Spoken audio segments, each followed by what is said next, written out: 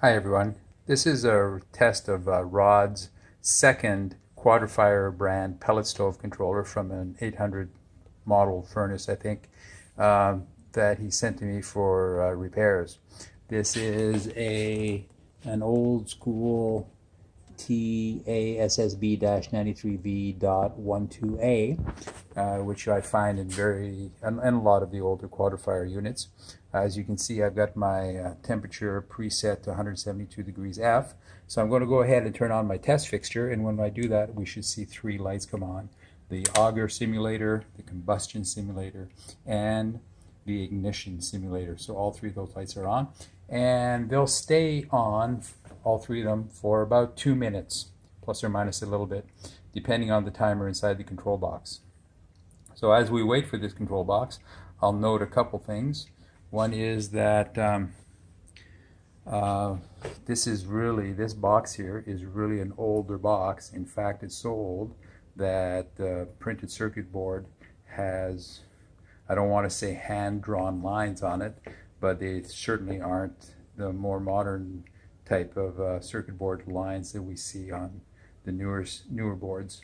So it's got a really old-fashioned board, and the lands on it are only on one side of the board.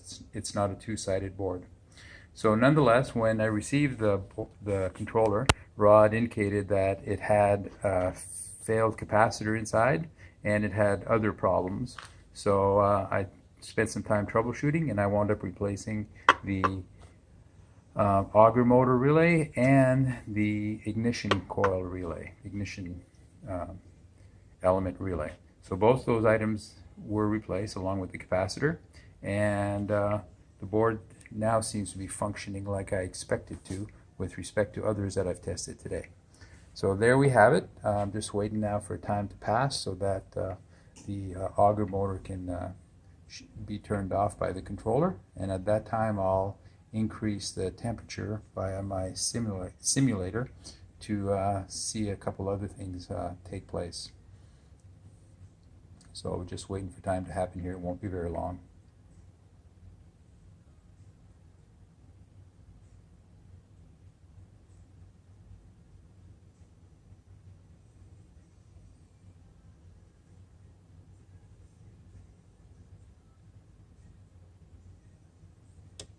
There's the click I was waiting for, and the auger motor shut off.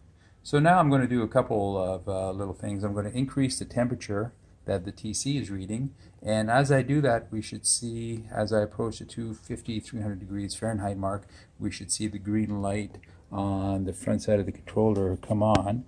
So let's see what happens here as I increase it.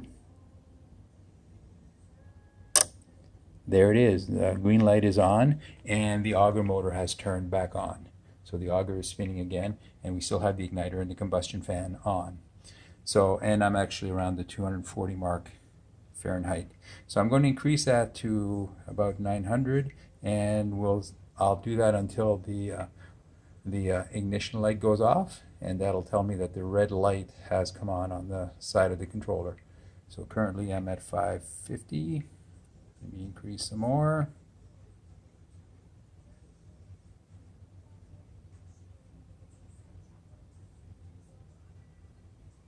I think this one's higher, maybe at 1300. I can't remember exactly.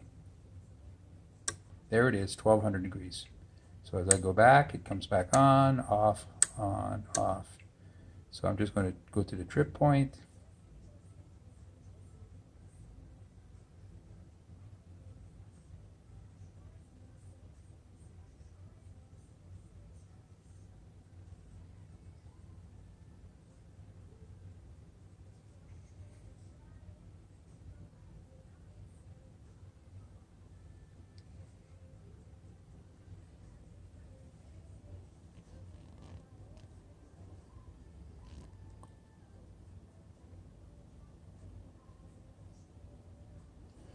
There it is, 1200 degrees.